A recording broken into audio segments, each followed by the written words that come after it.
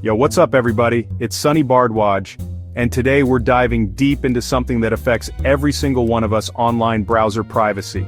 We're talking about how your browser, the very tool you use to access the internet, might be spying on you. Now, before you picture some shadowy government figure looking over your shoulder, that's not exactly what we mean. This is more about the data your browser collects, how it's used, and who it's shared with. Think advertisers, data brokers, and other third-party services. You might be surprised to discover how much information you're unknowingly giving away. So whether you're rocking Chrome, Safari, Firefox, or anything in between, stick around because in this video we're breaking down the sneaky ways your browsing habits are being tracked, and more importantly, what you can do to take back control of your privacy. Let's get into it. First up, let's talk about cookies. We're not talking about the delicious kind, although these can be just as tempting in a way. These are small text files that websites store on your computer to remember things about you, like login details, shopping cart items, and even your browsing preferences. Convenient? Totally. But here's the catch: third-party cookies. These bad boys are often used by advertisers to track you across multiple websites, building a detailed profile of your interests and online behavior. It's like they're following you around, taking notes on every click and scroll. They build this profile to deliver targeted ads, which might seem convenient at first, but think about it. Do you really want companies building these digital dossiers on you? It's all about control and understanding what's happening behind the scenes. Up next, we're going even deeper into the rabbit hole, talking about browsing history and search logs. So, you know how your browser remembers your favorite websites and autofills your search bar? That's your browsing history and search log in action. But did you know that this data, the things you search for, the sites you visit, and how long you stay on each page, is often recorded and stored? And depending on your browser settings and whether you're logged into an account like Google, this information could be synced across all your devices. Now, while this might seem harmless, imagine all the personal information you access online.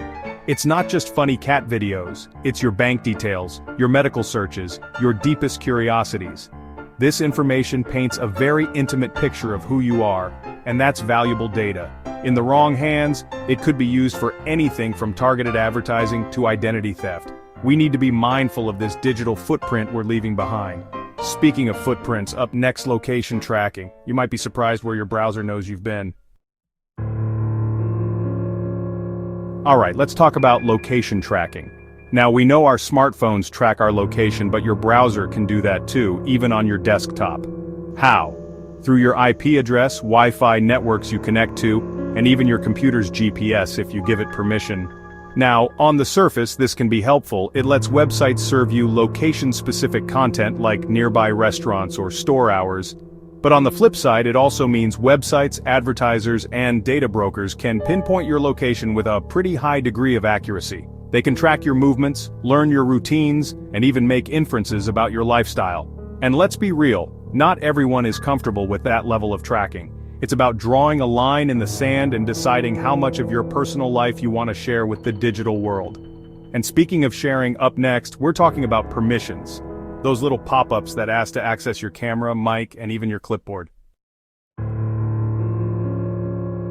We've all seen them, those little pop-up windows asking for permission to access our camera, microphone, or clipboard. Now, some of these are essential for websites and apps to function properly. Video calls need access to your camera and mic, and online forms might need to interact with your clipboard. But here's the thing. You need to be careful what you allow. Malicious websites or browser extensions can exploit these permissions to spy on you without your knowledge.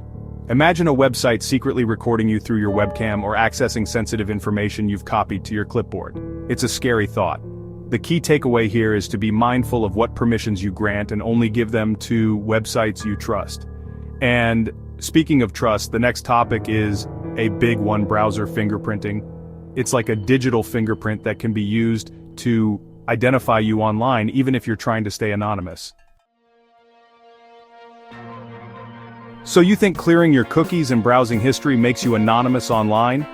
Think again. We need to talk about browser fingerprinting. This is a technique websites use to create a unique fingerprint of your device based on a bunch of technical details. We're talking about your operating system, your browser version, your screen resolution, the fonts you have installed, your time zone, even the plugins you use. By combining all these data points, websites can build a surprisingly accurate profile of you, even without using cookies. It's like a digital fingerprint that can be used to identify you across different websites and browsing sessions. And the scariest part? It's much harder to block than traditional cookies. It's a constant cat-and-mouse game between privacy advocates and those trying to track us. But don't worry, we'll get into some solutions later on. But first, let's talk about another potential privacy pitfall: browser extensions and add-ons. Let's be real, browser extensions can be super useful. Ad blockers, password managers, grammar checkers, they can make our online lives so much easier. But here's the catch. Not all extensions are created equal. Some extensions are actually designed to track your browsing activity, inject ads into websites, and even collect your personal data. It's like inviting a stranger into your house and giving them free rein. You never know what they might get up to. That's why it's crucial to only download extensions from reputable sources and to carefully review the permissions they request. Don't just blindly click allow. Take a moment to understand what data the extension can access and how it might be used. Your privacy depends on it. Now that we've covered the ways your browser might be spying on you, let's talk about what you can do to protect yourself. So we've just unpacked a lot of information about how your browser might be compromising your privacy.